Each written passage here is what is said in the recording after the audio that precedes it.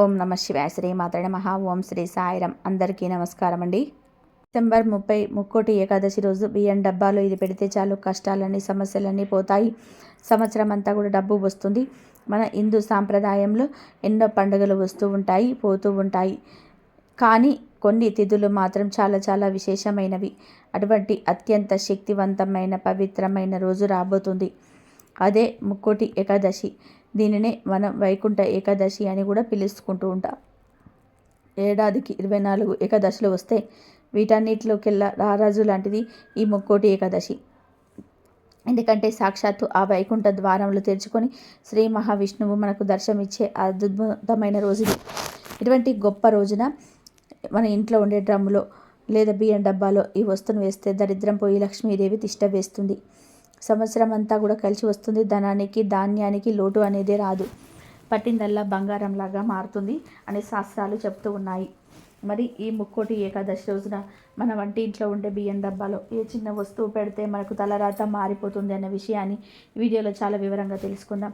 అంతేకాదు ఏకాదశి రోజు ఎటువంటి పొరపాట్లు అసలు చేయకూడదు, ఎటువంటి ప్రదేశాలకు వెళ్ళకూడదు అన్న విషయాన్ని కూడా ఈ వీడియోలో తెలుసుకుందాం. ఫ్రెండ్స్, ఈ వీడియోని ఎక్కడ కూడా స్కిప్ చేయకుండా చివరి వరకు చూడండి. ఎందుకంటే ఇందులో చెప్పే ప్రతి మాట కూడా మీ జీవితంని మార్చేది. అసలు విషయంలోనికి వెళ్ళే ముందు దయచేసి ఈ వీడియోకి ఒక లైక్ చేయండి. అలాగే మనందరికీ ఆ శ్రీమన్నారాయణుడి అనుగ్రహం కలగాలని కామెంట్ బాక్స్లో శ్రీమన్నారాయణ అని తప్పకుండా కామెంట్ చేయండి. అసలు మన ఇంట్లో లక్ష్మీదేవి ఎక్కడ ఉంటుంది అన్న విషయం గురించి మాట్లాడుకుందాము. చాలామంది దేవుడి గదిలో లక్ష్మీదేవి ఉంటుంది అనుకుంటారు, బీరువాలు ఉంటుందని అనుకుంటారు. నిజంగా లక్ష్మీదేవి స్థిర నివాసం ఉండేది మన వంటింట్లో. అందులోనూ ముఖ్యంగా మనం బియ్యం నిల్వ చేసే డబ్బాలో. అవును, అన్నం పరబ్రహ్మ స్వరూపం అంటారు. అటువంటి అన్నానికి మూలమైన బియ్యం అంటే సాక్షాత్తు అన్నపూర్ణదేవి అంటే లక్ష్మీ స్వరూపమే కదా. మనం చాలా సందర్భాలు చూస్తూ ఉంటాము.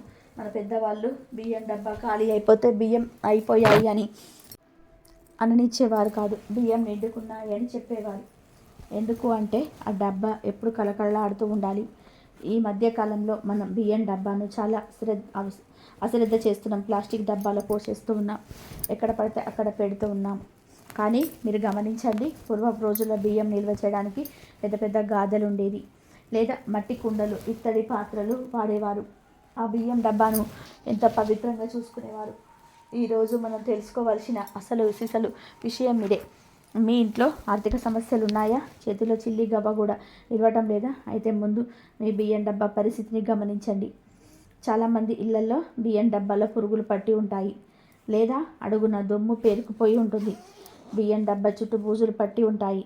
కానీ అలా బియ్యం డబ్బా దుమ్ము ధూళితో ఉండకూడదు. అది దరిద్రానికి సంకేతం. మనం ఎప్పుడైతే బియ్యాన్ని గౌరవం చేస్తామో అప్పుడే ఆ తల్లి మన కనుక వర్షం కురిపిస్తుంది. బియ్యం డబ్బా అనేది మన ఇంటికి అక్షయ పాత్ర లాంటిది. దాని విషయంలో మనం పాటించాల్సిన నియమాలు చాలా ఉన్నాయి. ముందుగా ఎప్పుడు కూడా బియ్యం డబ్బాను నేల మీద డైరెక్ట్గా పెట్టకండి. దాని కింద ఒక పేపర్ కానీ ప్లాస్టిక్ కవర్ కానీ వేసి దాని మీద డబ్బా పెట్టాలి. ఎందుకంటే లక్ష్మీదేవి నేల మీద పెట్టి అగౌరవపరిచినట్టే. అలాగే మనం బియ్యం డబ్బాలో ఎప్పుడు కూడా మనం అన్నం వండుకోవడానికి బియ్యం తీసే గ్లాసు లేదా రవ్వ ఉంటుంది కదా, దాన్ని లోపలే వదిలివేయకూడదు. బియ్యం తీసిన వెంటనే ఆ గ్లాసును బయట పెట్టుకోవాలి తప్ప బియ్యంలో కూర్చి పెట్టకూడదు. ఇది చాలా చిన్న విషయంలా అనిపించవచ్చు, కానీ వాస్తురీత్యా మరియు ఆధ్యాత్మిక రీత్యా ఇది చాలా పెద్ద దోషం. ఇంకొక ముఖ్యమైన విషయం ఏంటంటే చీకట్లో ఎప్పుడు బియ్యం తీయకూడదు. సాయంత్రం దీపారాధన అయ్యాక బియ్యం డబ్బాలో చేయి పెట్టకూడదు అని మన పెద్దలు అందుకే చెప్తుంటారు. ఒకవేళ తప్పనిసరిగా పరిస్థితుల్లో బియ్యాల్సి వస్తే లైట్ వేసి అన్నపూర్ణదేవిని తలుచుకొని అప్పుడు తీయాలి. అలాగే బియ్యం డబ్బాను ఎప్పుడు పడితే అప్పుడు, ఏ వారం పడితే ఆ వారం శుభ్రం చేయకూడదు. శుక్రవారం నాడు, మంగళవారం నాడు బియ్యం డబ్బాను పూర్తిగా ఖాళీ చేసి కడగడం లాంటివి చేయకూడదు. ఏదైనా గురువారం కానీ బుధవారం కానీ చూసుకొని శుభ్రం చేసుకోవాలి. ఇంకో రహస్యం ఏమిటంటే మనం బియ్యం డబ్బాలో ఎప్పుడు ఒకే రకమైన బియ్యం మాత్రమే ఉంచాలి. అంటే పాత బియ్యం అయిపోకుండానే కొత్త బియ్యం తెచ్చి వాటి మీద పోసేస్తూ ఉంటారు చాలామంది. అలా చేయకూడదు. పాతవి పూర్తిగా వాడేసిన తర్వాత డబ్బాను శుభ్రం చేసుకొని దానికి పసుపు కుంకుమ బొట్లు పెట్టి అప్పుడు కొత్త బియ్యం పోయాలి. ఇలా చేయడం వలన ఇంట్లో ధనానికి లోటు అనేది ఉండదు. ధాన్యం ఎక్కడ ఉంటుందో ధనం అక్కడ ఉంటుంది.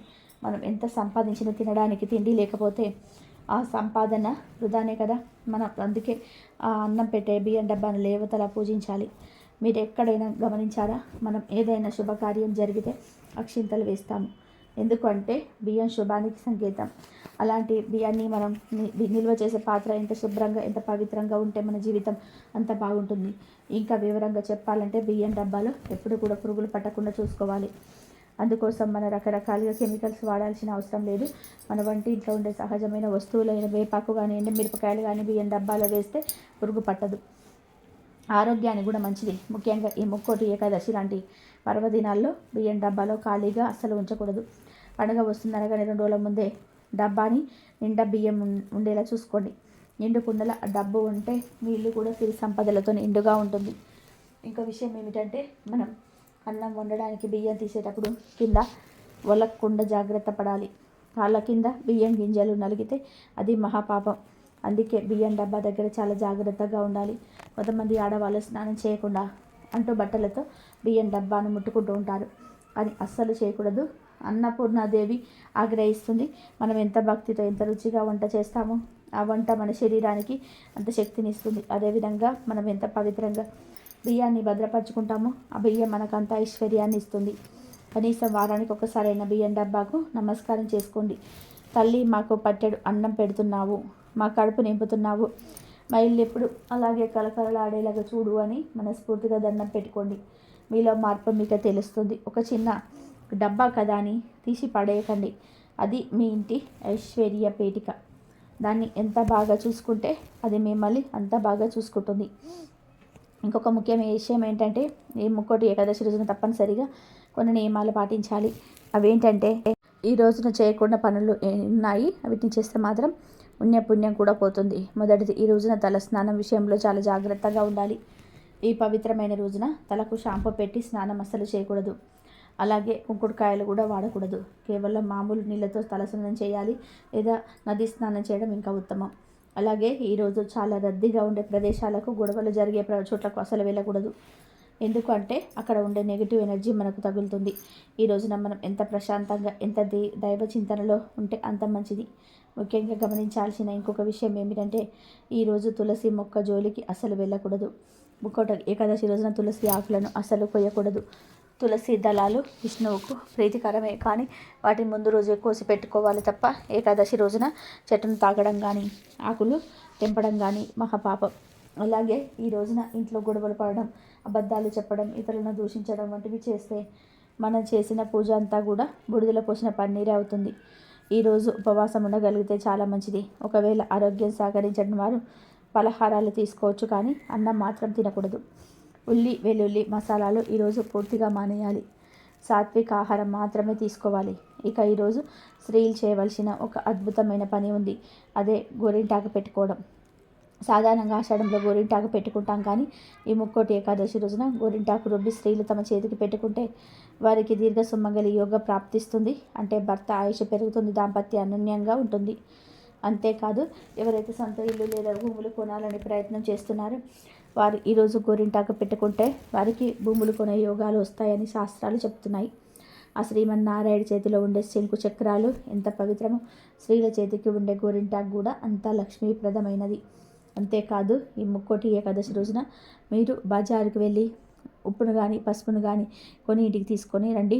మనం మామూలుగా ఎప్పుడు పడితే అప్పుడు సరుకులు తెచ్చుకుంటాము, కానీ ఈ విశేషమైన రోజున గల్లుడుప్పు ప్యాకెట్ను కానీ, లేదా మంచి పసుపు ప్యాకెట్ను కానీ తెచ్చి దేవుడి దగ్గర పెట్టి ఆ తర్వాత వంటల్లో వాడితే మొదలు పెడితే సంవత్సరం అంతా లక్ష్మీదేవి మీ ఇంట్లోనే స్థిర నివాసం ఉంటుంది. ఉప్పు లక్ష్మీ స్వరూపం, పసుపు మంగళకరమైన వస్తువు. ఈ పర్వదినాన ఇంటికి రావడం అంటే సాక్షాత్తు ఆ లక్ష్మీ నారాయణులు మీ ఇంటికి వచ్చినట్టే లెక్క. కాబట్టి ఈరోజు ఉప్పు ప్యాకెట్ను లేదా పసుపు ప్యాకెట్ను కొని తెచ్చుకోవడం మర్చిపోకండి. కేవలం 10-20 రూపాయలతో పోయేది, కానీ వచ్చే ఫలితం మాత్రం కోట్లలో వస్తుంది. డబ్బులు లేక ఇబ్బంది పడేవారు, అప్పుల బాధలో ఉన్నవారు ఈ చిన్న పని చేసి చూడండి. మీ ఆర్థిక పరిస్థితి మార్పు మీకే తెలుస్తుంది. ఇక ఈ ముక్కోటి ఏకాదశి రోజు బియ్యం డబ్బాలో ఇదొక్కటి వేస్తే చాలు ధనం దూసుకొస్తుంది అని శాస్త్రాలు చెప్తూ ఉన్నాయి. ఈ బియ్యం డబ్బా పరిహారం సామాన్యమైనది కాదు. మన పెద్దలు రహస్యంగా ఆచరించిన ఒక అద్భుతమైన ధనాకర్షణ మార్గం. ఇది కేవలం ఒక పూజ కాదు, మన ఇంట్లోకి లక్ష్మీదేవిని శాశ్వతంగా ఆహ్వానించే ఒక గొప్ప ప్రక్రియ.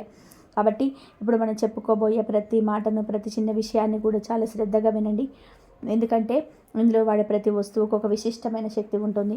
ముందుగా ఈ పరిహారాన్ని ఎప్పుడు చేయాలన్న విషయం దగ్గర చాలామందికి సందేహాలు వస్తూ ఉంటాయి. దీనికి ఒక ప్రత్యేకమైన సమయం ఉంటుంది. ముక్కోట ఏకాదశి పర్వదినాన ఈ పరిహారాన్ని చేసుకోవాలి. ఈరోజు ఉదయం వైకుంఠ ద్వార దర్శనం చేసుకొని దేవుడికి పూజ అంతా అయిపోయిన తర్వాత మధ్యాహ్నం 12 గంటల నుంచి రాత్రి 12 గంటలలోపు ఎప్పుడైనా మీరు ఈ పరిహారాన్ని చేసుకోవచ్చు. సాధారణంగా మనం ఏ పని చేసినా ఉదయం పూట చేయాలి అనుకుంటాం, కానీ విశేషమైన ధన ఆకర్షణ పరిహారానికి మధ్యాహ్నం 12 తర్వాత సమయం చాలా అద్భుతంగా పనిచేస్తుంది. మీరు మధ్యాహ్నం భోజనం అయ్యాకైనా, లేదా సాయంత్రం దీపారాధన సమయంలోనైనా, లేదా రాత్రి పడుకునే ముందు ప్రశాంతంగా ఉన్నప్పుడైనా చేసుకోవచ్చు.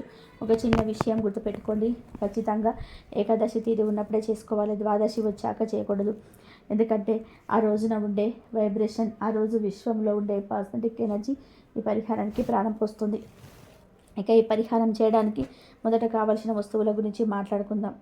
ఇవి మన వంటింట్లో దొరికే సామాన్యమైన వస్తువులే అనిపించవచ్చు, కానీ తాంత్రిక శాస్త్రం ప్రకారం మీ దీనికి సరైన ప్రకారంలో కలిపితే వారి రేట్ల పెరుగుతుంది. ముందుగా మీరు సేకరించుకోవాల్సింది ఒక పసుపు రంగు వస్త్రం. ఎందుకు పసుపు రంగు వస్త్రము అంటే, పసుపు అనేది గురుగ్రహానికి సంకేతం. మన జాతకంలో గురుడు బాగుంటేనే చేతులు డబ్బు నిలుస్తుంది. అంతేకాదు ఆ శ్రీమన్నారాయణుడికి అత్యంత ప్రీతికరమైన రంగు పీతాంబరం అంటే పసుపు రంగు. స్వామి అనుగ్రహం మనకు కలగాలి అంటే ఆ రంగు వస్త్రం ఉండాల్సిందే. ఈ వస్త్రం మరి పెద్దది అవసరం లేదు.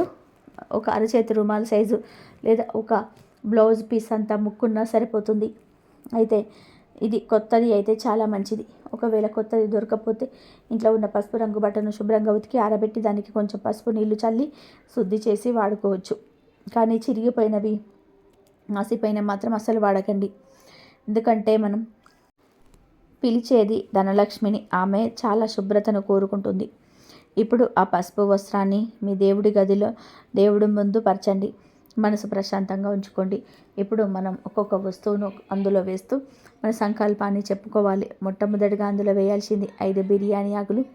అవును, మన వంటింట్లో వాడే బిర్యానీ ఆకులే. చాలామందికి తెలియని రహస్యం ఏమిటి అంటే, బిర్యానీ ఆకుకు నెగిటివ్ ఎనర్జీని తీసేసి పాజిటివ్ ఎనర్జీని, ముఖ్యంగా డబ్బును ఆకర్షించే గుణం చాలా ఎక్కువగా ఉంటుంది. మీరు ఎంపిక చేసుకునే ఈ 5 ఆకులు కూడా ఎక్కడ చిరిగిపోకుండా, రంధ్రాలు లేకుండా, కాడలు విరిగిపోకుండా చక్కగా అందంగా ఉండాలి. ఖండించబడిన ఆకులు వాడితే ఫలితం కూడా అలాగే ఉంటుంది. కాబట్టి మంచి ఆకులను నేరుకొని పెట్టుకోండి. ఆ 5 ఆకులను ఆ పసుపు బట్ట మధ్యలో ఉంచండి. ఆ తర్వాత ఆకులపైన వేయవలసిన 2 ముఖ్యమైన వస్తువు ధనియాలు. ధనియాలు అంటే సాక్షాత్తు కుబేరుడి స్వరూపం. మీరు గమనిస్తే మనం ధనత్రయోదశి నాడు ఖచ్చితంగా ధనియాలు కొంటాం. ధనియాలు అనే పదంలోనే ధనం ఉంది. ఒక చిన్న మొత్తం భూమిలో పెడితే అది మొలకెత్తి పెరిగి పెద్దదై మళ్ళీ ఎన్నో వేల విత్తనాలను ఎలా ఇస్తుందో, మన దగ్గర ఉన్న డబ్బు కూడా అలాగే వృద్ధి చెందాలని, మన ఇంట్లో ఉన్న సంపద రోజు రోజుకు పెరగాలని కోరుకుంటూ గుప్పెడు ధనియాలను తీసుకొని ఆ బిర్యానీ ఆకుల మీద వేయాలి. ఇది వేసేటప్పుడు మా ఇల్లు ధనధాన్యాలతో తులుతూగాలి అని మనసులో బలంగా అనుకోండి. ఈ ధనియాలు మన ఇంట్లో ఉన్న ఆర్థిక స్తబ్దతను పోగొట్టి డబ్బు ప్రవాహం పెరిగేలాగా చేస్తాయి. ఇక మూడవది లక్ష్మీదేవికి దక్షిణ సమర్పించాలి కదా. అయితే అదొక 11 రూపాయలు వేయండి. ఎందుకు 11 అంటే, సంఖ్యాశాస్త్రం ప్రకారం 11 అనేది మాస్టర్ నెంబర్. ఇది చాలా శక్తివంతమైంది. అలాగే 1 రూపాయి అనేది మనం ఎప్పుడు దేవుడికి ఇచ్చే అదనపు గౌరవం. మీరు ఒక 10 రూపాయల నోటు, 1 రూపాయి కాయిన్ వేయొచ్చు, లేదా 11 1 రూపాయి బిల్లను వేయొచ్చు, లేదా 2 5 రూపాయల కాయిన్స్, లేదా 1 రూపాయి కాయిన్ వేయొచ్చు. ఎలా వేసినా మొత్తం విలువ 11 రూపాయలు ఉండేలాగా చూసుకుంటే, ఈ డబ్బును మనం ఆ ధనియాల మీద పెడుతున్నప్పుడు తల్లి లక్ష్మీదేవి ఈ చిన్న మొత్తాన్ని విత్తనంగా వేస్తూ ఉన్నాను, దీన్ని అక్షయంగా మార్చు అని వేడుకోండి. ఆ తర్వాత మంగళకరమైన వస్తువులైన పసుపు మరియు కుంకుమను కొద్దిగా మూటలో వేయాలి. పసుపు లక్ష్మీదేవికి, కుంకుమ గౌరీదేవికి ప్రతీకలు. ఎక్కడ పసుపు కుంకుమలు ఉంటాయో అక్కడ అమంగళం ఉండదు. మన ఇంటికి పట్టిన దరిద్రం పోవాలి అంటే ఈ 2 ఖచ్చితంగా ఉండాల్సిందే. గనక చిటికెడు పసుపు, చిటికెడు కుంకుమను ఆ డబ్బుల మీద, ఆకుల మీద పడేలాగా భక్తితో వేయండి. ఇవి ఆ పరిహారానికి ప్రాణప్రతిష్ఠ చేసుకున్నట్లు లెక్క. ఇప్పుడు అసలైన అత్యంత కీలకమైన వస్తువు గురించి తెలుసుకుందాము. చాలామంది డబ్బు సంపాదిస్తారు కానీ అది నిలబడదు. నేలల్లా ఖర్చు అయిపోతుంది, లేదా ఎవరో ఒకరు అప్పు అడుగుతారు, ఇస్తే తిరిగి రాదు, లేదా అనారోగ్య పాలవుతుంది. దీనికి ప్రధాన కారణం నరదిష్టి, శత్రుబాధలు. నరుడి కంటికి నల్లరాయి కూడా పగులుతుంది అంటారు. మీ ఎదుగుదల చూసి ఓర్వలేని వాళ్ళు చూపు మీ మీద పడినప్పుడు లక్ష్మీదేవి మీ ఇంట్లో ఉండలేకపోతుంది. ఆ నెగిటివ్ దృష్టి పాలద్రోలడానికి మనం ఇంట్లో వేయవలసిన వస్తువు మిరియాలు. అవును, నల్ల మిరియాలు. ఒక 5 లేదా 7 మిరియాల గింజలు తీసుకుని అందులో వేయాలి. మిరియాలు ఘాటుకు ఆ శక్తికి ఎలాంటి దుష్ట శక్తి అయినా పారిపోవలసింది. మన ధనానికి, మన సంపాదనకు ఒక రక్షణ కవచంలా, ఒక సెక్యూరిటీ గార్డ్లా ఈ మిరియాలు పనిచేస్తాయి. ఎప్పుడైతే మనం మిరియాలు వేస్తామో అప్పుడే మన పరిహారం సంపూర్ణమవుతుంది.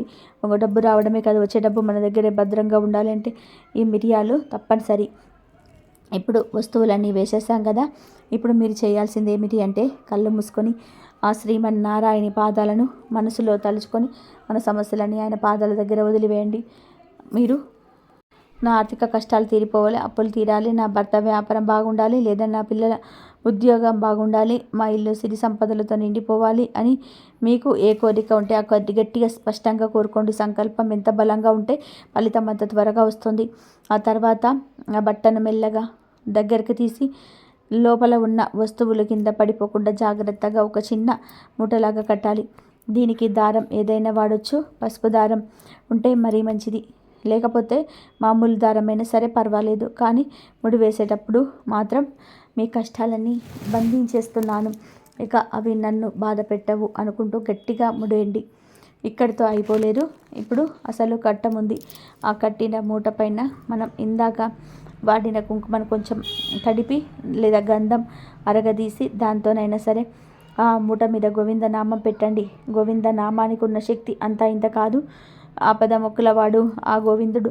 ఆ నామం ఆ మూట మీద ఉంటే సాక్షాత్తు ఆ వెంకన్న స్వామి ఆ మూటలో కొలువై ఉన్నట్టే. మనం ద్రౌపది వస్త్రాపహరణం అప్పుడు చూసి గోవింద అని ఒక్కసారి పిలవగానే అక్షయంగా చీరలు ప్రసాదించాడు. ఇప్పుడు కూడా మనం ఆ గోవిందుని నమ్ముకొని ఈ పరిహారం చేస్తున్నాం కాబట్టి మన సంపద కూడా అక్షయం అవుతుంది. ఇలా సిద్ధం చేసిన ఆ శక్తివంతమైన మూట మనం బియ్యం డబ్బాలో పెట్టాలి. అయితే డబ్బా పైన ఊరికే అలా పెట్టేయకూడదు. ఎందుకంటే సంపద ఎప్పుడు గుప్తంగా ఉండాలి, అంటే రహస్యంగా ఉండాలి. నలుగురికి కనబడేలాగా ఉంటే దాని శక్తి తగ్గిపోతుంది. అందుకే మీ బియ్యం డబ్బాలో చేత్తో కొంచెం లోతుగా నీళ్ళగా తీసి ఆ గుంటలో ఈ మూటను పెట్టి దానిపైన మళ్ళీ బియ్యం కప్పేయండి. అంటే ఎవరైనా డబ్బా మూత తీసి చూస్తే పైన బియ్యం మాత్రమే కనిపించాలి, లోపల ఈ మూట ఉన్నట్టు మీ ఒక్కరికి మాత్రమే తెలియాలి. ఇలా బియ్యం లోపల పెట్టడం వల్ల ఒక అద్భుతమైన సైన్స్ జరుగుతుంది. ఆ మూటలో ఉన్న బిర్యానాకు, ధనియాలు, మిరియాలు, ఆ మంత్రించిన రూపాయి నానా శక్తి ఆ బియ్యం గింజలకు పడుతుంది. మనం ప్రతిరోజు ఆ బియ్యాన్ని వండుకొని తిన్నప్పుడు అది అందంగా మారి మన రక్తంలో కలుస్తుంది. ఆ పాజిటివ్ ఎనర్జీ మన శరీరంలోకి, మన మెదడులోకి వెళ్తుంది. దీనివల్ల మన ఆలోచన విధానం మారుతుంది, బద్ధకం పోతుంది, నిరాశ పోతుంది, నేను సాధించగలను, నేను సంపాదించగలను అనే ఆత్మవిశ్వాసం పెరుగుతుంది. మనకు తెలియకుండానే మనలో ఒక పాజిటివ్ వైబ్రేషన్ వస్తుంది. అదే మనల్ని విజయం, తీరాలకు, ధన లాభాల వైపు నడిపిస్తుంది. ఇది చాలా సూక్ష్మమైన విషయం, కానీ చాలా గొప్ప ఫలితాన్ని ఇస్తుంది. మరి ఆ మూటను ఎన్నాళ్ళు ఉంచాలి అనే సందేహం మీకు రావచ్చు. దీన్ని కనీసం ఒక మండలం రోజు, అంటే 41 రోజులు కానీ, లేదా వచ్చే ఏకాదశి కానీ, లేదా ఒక నెల రోజుల పాటు కానీ బియ్యం డబ్బాలోనే ఉంచేయాలి. మధ్యలో బియ్యం అయిపోతూ ఉంటే కొత్త బియ్యం పోస్తూ ఉండండి తప్ప మూటను తీయకండి. ఒకవేళ బియ్యం తీసేటప్పుడు ఆ మూట చేతికి తగిలితే దాన్ని తీసి పక్కన పెట్టి బియ్యం తీసుకున్న తర్వాత మళ్ళీ లోపల గుప్తంగా పెట్టేయండి. అంతే తప్పే పదే పదే బయటకు తీసి చూడకూడదు. ఒక నెల రోజులు అలా 41 రోజులు అయిపోయాక ఆ మూటను బయటకు తీసి అందులో ఉన్న 11 రూపాయల మాత్రం తీసుకొని గుడి ఉండిలో వేసుకోండి. అంతేకాని ఆ మూటను మీరు ఖర్చు పెట్టకండి. ఇక మిగిలిన బిర్యానీ ఆకులు, ధనియాలు, మిరియాలు వంటి వాడిన వస్తువులను ఎక్కడైనా పారే నీటిలో కలిపేయండి, లేదా ఎవరు తొక్కని ప్రదేశంలో ఏదైనా చెట్టు మొదట్లో వేసేయండి. ఆ పసుపు బట్టను శుభ్రంగా ఉతికి మళ్ళీ దేవుడి పనులకు వాడుకోవచ్చు, లేదా తర్వాత ముక్కోటి ఏకాదశికి ఇదే పరిహారం చేయడానికి వాడుకోవచ్చు. ఈ చిన్న పరిహారం చూడడానికి చాలా సామాన్యంగా అనిపించవచ్చు, కానీ దీని వెనుక ఉన్న ఆధ్యాత్మిక శక్తి మాత్రం చాలా గొప్పది. మనం ఎప్పుడైతే ఆ పవిత్రమైన మూటను మన ఇంటి అక్షయపాత్రమైన బియ్యం డబ్బాలో ఉంచుతామో అప్పుడు సాక్షాత్తు అన్నపూర్ణాదేవి అనుగ్రహం మీ మన కుటుంబంపై సంపూర్ణంగా కలుగుతుంది. తల్లని చూపు మన ఇంటిపైన పడితే ఇంకా ఆ ఇంటికి ధనానికి ధాన్యానికి ఏ రోజు అనేది లోటు రాదు.